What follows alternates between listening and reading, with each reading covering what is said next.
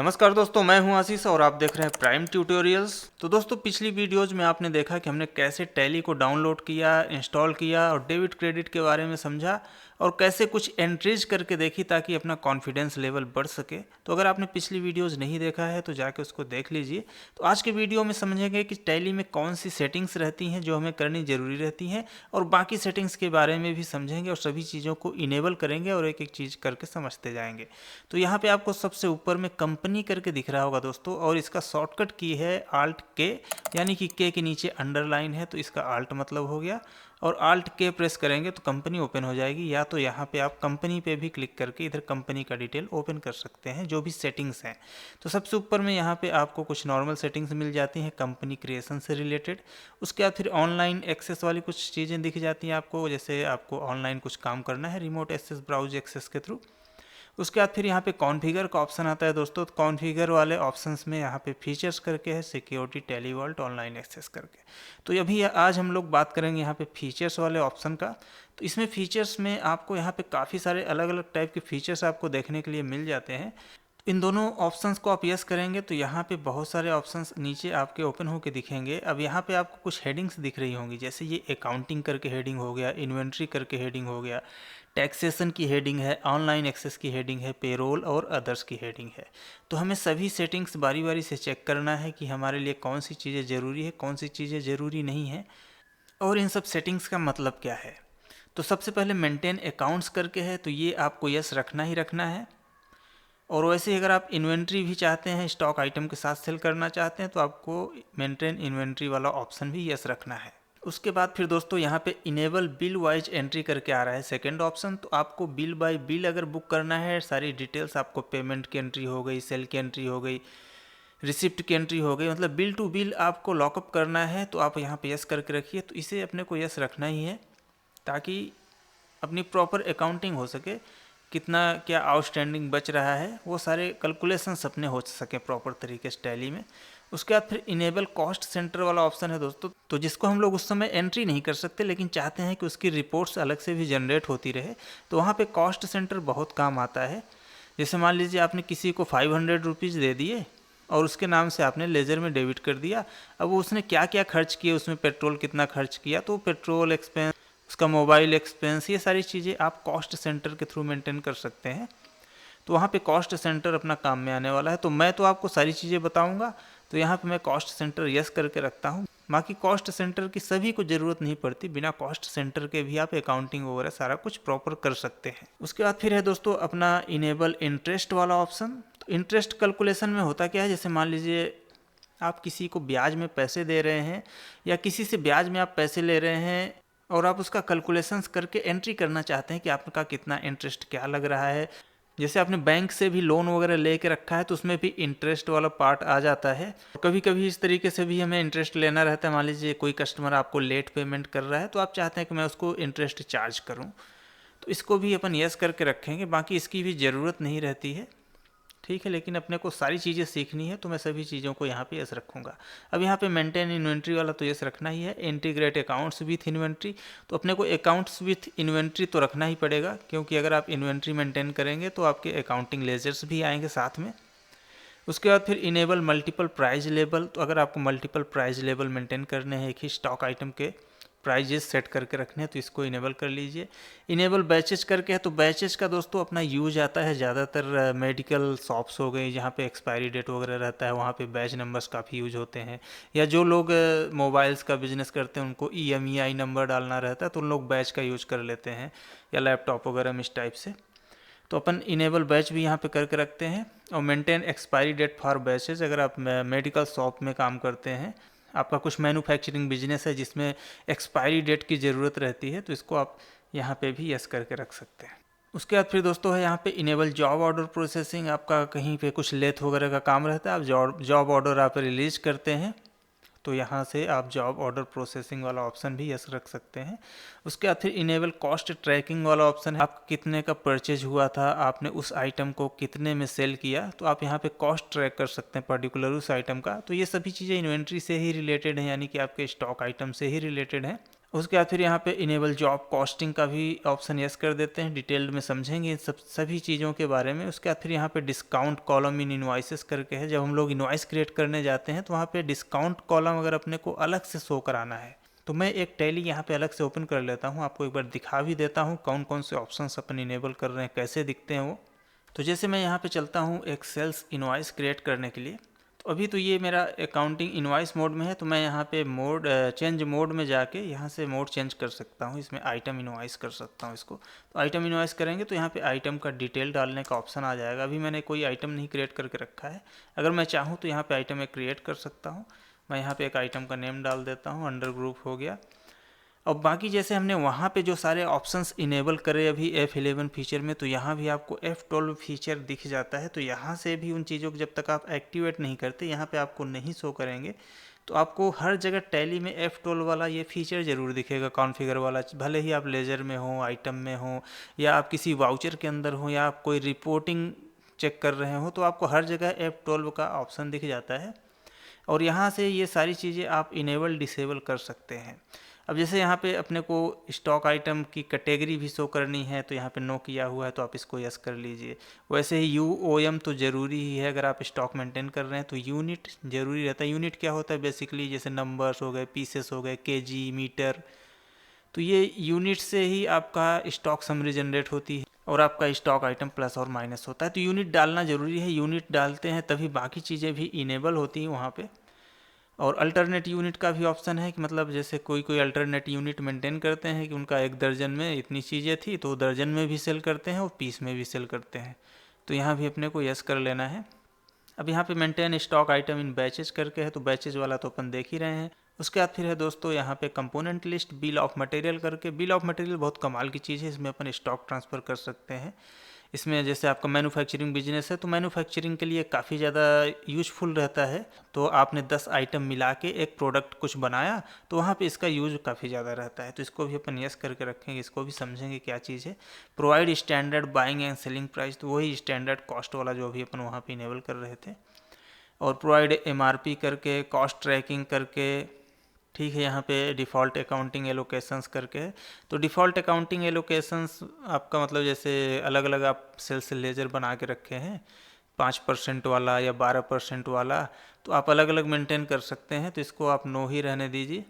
और आप चाहते हैं कि आपका सिर्फ एक ही लेजर केवल सेल्स अकाउंट करके ही मेंटेन हो, तो आप यहाँ पे यस कर सकते हैं। और फिर है use costing and market valuation method for stock item, तो मार्केट वैल्यूएशन मेथड वगैरह, कॉस्टिंग मेथड, ये सारी चीज़ें देखेंगे। तो फिलहाल इसको मैं यस करके ही चल रहा हूँ सभी चीज़ों को, ताकि मैं सभी चीज़ें आपको बताऊँ एक एक करके डिटेल्स में। स्टॉक आइटम बिहेवियर, इसको भी यस कर देते हैं। तो यहाँ तक जो भी स्टॉक आइटम से रिलेटेड चीज़ें थी वो कंप्लीट हो गई। और यहाँ पे GST वाले में भी कुछ ऑप्शंस यहाँ पे नो करे हुए हैं, तो अभी अगर आप यहाँ पे इसको यस नहीं भी करेंगे तो भी कोई प्रॉब्लम नहीं है, क्योंकि आप जैसे GST डिटेल्स डालेंगे तो वहाँ पे मोर डिटेल वाले ऑप्शन में जाके आप ये चीज़ें ऐड कर सकते हैं बाद में भी। ठीक है, तो अब इसको मैं सेव करता हूँ। तो मोर डिटेल वाला जो मैं ऑप्शन बोल रहा था, ये साइड में आपको Ctrl+I प्रेस करने से दिखता है, मोर डिटेल्स वाला। तो यहाँ मोर डिटेल्स में जाके आप यहाँ से भी वो सारे ऑप्शंस देख सकते हैं। अब उसके बाद अभी आप देख रहे हैं दोस्तों कि इधर मुझे यूनिट पूछ रहा है, UOM, यूनिट ऑफ मेजरमेंट। तो यहाँ पे मैंने एक नंबर्स करके यूनिट बना के रखा हुआ है। इसको जैसे ही मैं सेलेक्ट करूँगा वो अपने बैचेज वगैरह और बाकी चीज़ें यहाँ पे इनेबल हो जाएंगी। देखिए जैसे मैंने इसको सिलेक्ट किया, एडिशनल डिटेल्स यहाँ पे इनेबल हो गया। Maintain batches, BOM, standard cost, तो costing method, cost tracking, valuation method, ये सभी चीज़ें इनेबल हो गई दोस्तों यहाँ पे। तो ये रहता है अपना यूनिट का कमाल। तो यूनिट अपने को ज़रूर क्रिएट कर लेना है। और यहाँ पे अल्टरनेट यूनिट का भी ऑप्शन आ रहा है, जो भी मैं बताया था आपको, एक पीस दर्जन वाला।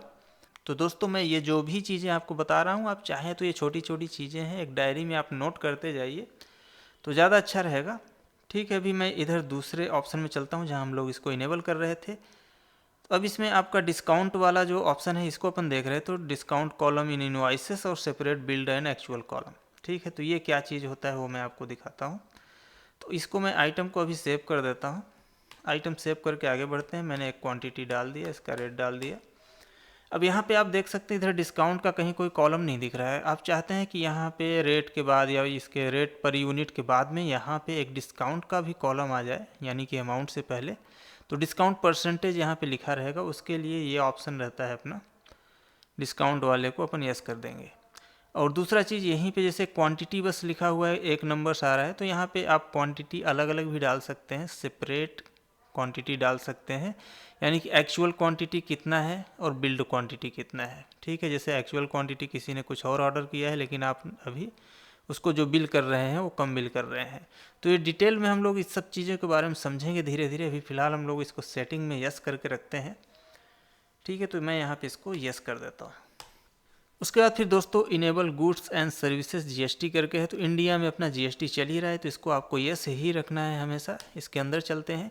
अब यहाँ पे आपको 2-3 चीज़ें दिख रही होंगी। सबसे पहले तो आपको ऊपर में सबसे एक्टिव करके दिख रहा होगा, एक्टिव इनएक्टिव, यानी कि इसमें आप मल्टीपल जीएसटी नंबर मेंटेन कर सकते हैं। और जैसे ही आपका जीएसटी नंबर मान लीजिए बंद हो गया है किसी रीज़न से, तो आप उसको इनएक्टिव करके रख सकते हैं यहाँ पे। और नीचे में भी आपको create another GST registration for the company का ऑप्शन मिल जाता है, तो यहाँ से हम लोग मल्टीपल जीएसटी रजिस्ट्रेशन क्रिएट कर सकते हैं। तो अभी फ़िलहाल तो मैं यहाँ पे एक्टिव करता हूँ और यहाँ पे अपना स्टेट डाल देना है। जिस भी स्टेट में आपका बिजनेस है, यानी कि जिस भी स्टेट में आपको जीएसटी नंबर मिला हुआ है उसका स्टेट डालना है। तो अभी आप यहाँ पे देख सकते हैं रेगुलर, कंपोजिशन और रेगुलर एसीजेड करके दिया हुआ है। तो एसीजेड वाला क्या होता है दोस्तों, ये स्पेशल इकोनॉमिक जोन होता है। यहाँ पे जीएसटी के नियम जो हैं वो थोड़े से अलग होते हैं। जैसे आपका बॉर्डर एरिया वगैरह हो गया, तो वहाँ पे जीएसटी के नियम थोड़े से अलग होते हैं। अगर आपका वहाँ का जीएसटी नंबर है तब आपको रेगुलर एसीजेड डालना है। स्पेशल इकोनॉमिक जोन करके इसका फुल फॉर्म है एसीजेड का। और बाकी स्टेट्स में अगर आपका जीएसटी नंबर है तो यहाँ पे आपको रेगुलर सेलेक्ट करना है। अब रेगुलर और कंपोजिशन भी 2 चीज़ें दिख रही हैं। तो अगर आपका ईयरली टर्नओवर, एक साल का टर्नओवर पिछले साल का 20 लाख से कम रहा होगा तो आपको कंपोजिशन सेलेक्ट करना है। अगर 20 लाख से ऊपर है तो आपके रेगुलर सेलेक्ट करना है। और बाकी अगर अदर स्टेट में आपकी सेलिंग्स है, आप दूसरे स्टेट में सामान सेल करते हैं, तो भी आपको रेगुलर ही सिलेक्ट कर, भले ही आपका टर्नओवर कम हो। ठीक है, अब इसमें रेगुलर सेलेक्ट कर लेता हूँ, मैं आगे बढ़ता हूँ।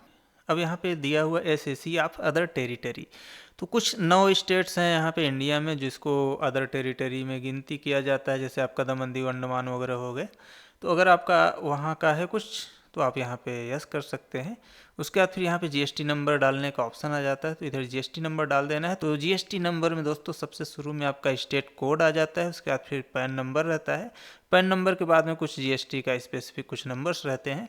तो इस तरीके से दोस्तों अपना जीएसटी कोड जो है 15 डिजिट का रहता है। अगर 15 डिजिट से कम है या ज़्यादा है तो यानी कि रॉन्ग जीएसटी है। और वैसे भी जब आप यहाँ पे जीएसटी नंबर डाल के आगे बढ़ते हैं, अगर आपका जीएसटी नंबर गलत रहेगा तो टैली आपको यहीं पे मैसेज दे देता है कि आपका जीएसटी नंबर गलत है। क्योंकि ये टैली अपना ऑनलाइन जीएसटी एपीआई के थ्रू जुड़ा रहता है, तो हम लोग जीएसटी एपीआई वगैरह भी समझेंगे लास्ट में। अभी तो फिलहाल आगे बढ़ते हैं, टैली को प्रॉपर तरीके से सीखते हैं। अब यहाँ पे दोस्तों अपना मंथली और क्वार्टरली 2 चीज़ें आ रही हैं, तो इसमें भी अब आपका टर्नओवर काम आएगा। अगर आपका 5 करोड़ से नीचे का टर्नओवर है तो आप क्वार्टरली रिटर्न भर सकते हैं। अगर आपका 5 करोड़ से ऊपर का टर्नओवर है तो आपको मंथली रिटर्न फिल करना रहेगा। और वैसे ही आपको यहाँ पे ई इनवॉइसिंग करना रहेगा अगर आपका 5 करोड़ से ऊपर का टर्नओवर है तो इसको भी आप यहाँ पे यस कर दीजिए। और कब से आप ई इनवॉइसिंग कर रहे हैं वो आ जाएगा, और आपका प्लेस आ जाएगा कि आप किस सिटी से ई इनवॉइसिंग करने वाले हैं, इनवॉइस बिल फ्रॉम प्लेस। तो आप यहाँ पे सिटी का नाम डाल देंगे। और इधर आपको ई वे बिल भी इनेबल करके रख लेना है। अब मैं जैसे इसको एक्सेप्ट करने जा रहा हूँ, अभी मैं इस पर बैक स्पेस प्रेस करता हूँ। जैसे मैंने बैक स्पेस प्रेस करा, यहाँ पे ये अपना create another GST registration of the company वाले ऑप्शंस में मैं आ गया। अब मैं इसको यस करूँगा, इंटर करूँगा, एक्सेप्ट करूँगा। अभी मेरा दूसरा जीएसटी नंबर डालने का ऑप्शन आ गया, तो मैं मल्टीपल जीएसटी मेंटेन कर सकता हूँ। ये सुविधा अपनी टैली 3 और टैली 4 दोनों में है। इसके टैली 3.0 से पुराने वर्जन्स में मल्टीपल जीएसटी वाली सुविधा नहीं थी। इसमें क्या होता है, मल्टीपल जीएसटी वाले, मान लीजिए मेरा छत्तीसगढ़ स्टेट में भी बिजनेस है और मेरा गुजरात या दिल्ली में भी बिजनेस है, तो मैंने दिल्ली का भी जीएसटी नंबर लेके रखा हुआ है और मैं चाहता हूँ कि मैं एक ही जगह सभी अकाउंटिंग करूँ सारे स्टेट्स का। तो मैं यहाँ पे मल्टीपल जीएसटी ऑप्शन यूज़ कर सकता हूँ टैली के अंदर में। तो अब मुझे दूसरा स्टेट डालने का ऑप्शन आ गया। यहाँ पे मैं देख लेता हूँ, इधर एक्टिव है मेरा, इधर मैं एक्टिव करके यहाँ पे स्टेट अपना डाल दूँगा। जैसे मेरा दिल्ली मान लीजिए दूसरा हो गया, तो मैंने वहाँ पे दिल्ली डाल दिया। अब ये भी अपना रेगुलर रहेगा और इधर जीएसटी नंबर, जैसे जीएसटी कोड अपना दिल्ली का 07 चालू होता है। तो दोस्तों ये जो जीएसटी कोड होता है, जब आप जीएसटी डिपार्टमेंट से रजिस्ट्रेशन करके जीएसटी नंबर लेते हैं तो वहीं से आपको ये सारी चीज़ें मिलती हैं। अभी जैसे मैंने एंटर किया इस पर तो ये बता दिया कि the company GST provided is invalid और इनकम्प्लीट। तो वो वाला जो अपना नंबर था वो सही था, ये वाला मैंने ऐसे ही गलत नंबर डाल दिया। तो ये इसमें बता रहा है कि ये इनकम्प्लीट या मिसमैच है, तो अपने को जीएसटी पोर्टल में जाके एक बार सर्च करके देख लेना है। फिलहाल तो मैं आगे बढ़ता हूँ और इसमें भी मेरा क्वार्टरली रिटर्न जाएगा मंथली करके। ठीक है, तो अपना एक में मंथली रहेगा तो यहाँ भी मंथली ही रहेगा। अपन इनवॉइस वगैरह भी यहाँ पे इनेबल करके रख सकते हैं इस भी जीएसटी नंबर के लिए। अब इसको इंटर करके सेव करते हैं। अब यहाँ पे पूछ रहा है, तो अब जैसे अपना मल्टीपल जीएसटी नंबर्स रहता है दोस्तों, तो अपने को यूनिक वाउचर नंबरिंग सीरीज वगैरह क्रिएट करना रहता है, तो उसको हम लोग देखेंगे बाद में, उसको चेंज करेंगे। अभी फिलहाल मैं इसको नो कर दे रहा हूँ। अब यहाँ पे नेक्स्ट ऑप्शन है set alter company GST rate और अदर डिटेल्स। यहाँ से आप जीएसटी रेट वगैरह अदर डिटेल्स जैसे से रिलेटेड कुछ चीज़ें हो गई, जैसे आपका सभी आइटम एक ही जीएसटी रेट के रहते हैं तो आप यहाँ से पहले से ही सब कुछ सेट करके रख सकते हैं। ज़्यादातर हर एक आइटम का रेट अलग अलग रहता है, तो अपन जब स्टॉक आइटम क्रिएट करेंगे तो वहीं पे सीधा डिटेल सेट करेंगे। तो फिलहाल यहाँ पे मैं नो कर देता हूँ। तो अब दोस्तों टीसीएस टीडीएस अगर आप सेलिंग वगैरह करते हैं, टीडीएस में सर्विसिंग, अगर आप सर्विस वगैरह कुछ देते हैं और आप सेल वगैरह कुछ करते हैं तो आपका टीडीएस और टीसीएस की ज़रूरत पड़ती है, तो इसको भी अपन यस कर लेते हैं। अब इसमें डिटेल्स तो अपने को बहुत सारे डालने हैं, जैसे उसका टैन नंबर क्या था, तो ये सभी ऑप्शन अपने को ज़रूरत रहते हैं और टैन नंबर वगैरह इनकम टैक्स डिपार्टमेंट से मिलते हैं। तो अभी फ़िलहाल मेरे पास में टैन नंबर नहीं है तो मैं नहीं डाल रहा हूँ, लेकिन मैं आपको अच्छे तरीके से बताऊँगा टीसीएस टीडीएस को कैसे डिडक्ट करते हैं, कैसे जमा होता है, क्या चीज़ें रहती हैं। उसके बाद फिर यहाँ पे enable value added tax VAT करके आ रहा है, तो वैट यहाँ पे नहीं है दोस्तों, इंडिया के अंदर दुबई वगैरह में है। तो अभी फ़िलहाल तो हमें वैट इसको नो ही रखना है, एक्साइज भी नहीं है, सर्विस टैक्स भी नहीं। ठीक है, तो ये ऑप्शन अपन अभी नो करके रखते हैं, जब ज़रूरत पड़ेगी तो उसको यस कर लेंगे। उसके बाद फिर ऑनलाइन एक्सेस के लिए आपको tally.net की सर्विस को अगर यूज़ करना है तो आप इसको यस करके रखिए। ठीक है, तो इसके बारे में मैं जब बताऊंगा उस समय मैं ये सेटिंग्स को यस करूंगा, अभी फ़िलहाल ज़रूरत नहीं है। पेरोल के बारे में हम लोग बात करेंगे, इसको यस कर लेता हूँ। इनेबल पेरोल स्टेचुरी, इसको भी मैं यस कर देता हूँ। तो यहाँ पे भी आपको पेरोल के लिए भी आपका पीएफ नंबर क्या था, ईएसआईसी नंबर क्या था, ये सारे डिटेल्स अपने को डालने पड़ते हैं। उसके बाद फिर यहाँ पे है enable payment request to share payment link QR code करके। तो टैली में अपना टैली 3 और टैली 4 में अपना क्यूआर कोड वाला ऑप्शन है कि जब भी आप इनवॉइस शेयर करें तो वहीं इनवॉइस में ही आप पेमेंट लिंक भी दे दें ताकि कस्टमर अपने को पेमेंट कर सके वहीं को वहीं। तो इसको भी अपन यस कर देते हैं और यहाँ पे भी आप डिटेल डाल सकते हैं कि किस नाम से आपको पेमेंट मिलना है। इधर यूपीआई, रेजर पे, पेयू मनी, ये सब ऑप्शन आ जाते हैं, तो आप यूपीआई सेलेक्ट करके रख सकते हैं। तो यूपीआई आईडी में आपका मोबाइल नंबर हो जाता है कुछ इस तरीके से, और बैंक का नाम शॉर्ट में लिखा रहता है। तो ये चीज़ जैसे आप फ़ोन पे, गूगल पे वगैरह कुछ भी यूज़ करते हैं तो वहाँ से भी आप अपनी यूपीआई आईडी जान सकते हैं। ठीक है, तो इसको इस तरीके से फिल करके रख देना है ताकि आपको इनवॉइस के साथ में ये क्यूआर कोड जब जाए तो सामने वाला पार्टी पेमेंट कर सके।